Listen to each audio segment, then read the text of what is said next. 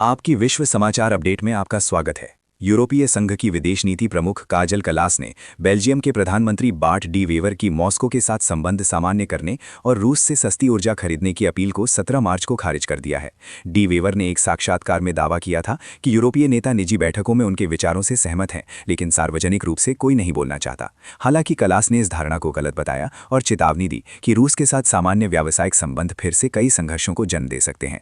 उन्होंने कहा कि पहले ये तय करना महत्वपूर्ण है कि रूस के साथ किन मुद्दों पर बात करनी है। डी वेवर ने बाद में अपने बयान को नरम करते हुए कहा कि वो यूक्रेन में संघर्ष समाप्त होने के बाद ही रूस के साथ संबंध सामान्य करने का समर्थन करते हैं। इसी साक्षात्कार में कलास ने अमेरिका और इजराइल से ईरान के साथ युद्ध समाप्त करने का आग्रह किया और बताया कि यूरोपीय संघ संघर्ष को समाप्त करने के तरीकों पर मध्य पूर्वी सरकारों के साथ परामर्श कर रहा है। उन्होंने हॉर्मुज जलडमरू मध्य में नौसेहन स्वतंत्रता बहाल करने के प्रयासों में यूरोपीय भागीदारी की संभावना को भी रेखांकित किया। हालांकि इसे कूटनीतिक समाधान के हिस्से के रूप में अधिक संभावित माना।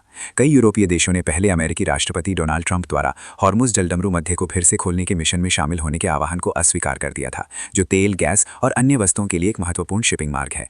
यूरोपीय नेताओं ने तब कहा था कि वे ऐसे युद्ध में अपनी सेनाओं को खतरे में डालने को तैयार नहीं हैं, जिसे उन्होंने शुरू नहीं किया था, भले ही ट्रंप ने नाटो गठबंधन के लिए इसके नकारात्मक परिणामों की चेतावनी दी थी। कलास ने कहा कि यूरोप ट्रंप के कुछ कार्यों और ईरान में उनके लक्ष्यों को पूरी तरह से नहीं समझ पाया था, लेकिन उनकी अप्रत्याशितता का आदी हो गया था और अब अधिक शांतिपूर्ण प्रतिक्रिया देता है। उन्होंने युद्ध को समाप्त करने की आवश्यकता पर जोर दिया, क्योंकि इसे शुरू करना रोकना हमेशा आसान होता है और ये अक्सर नियंत्रण से बाहर हो जाता है। सुनने के लिए धन्यवाद।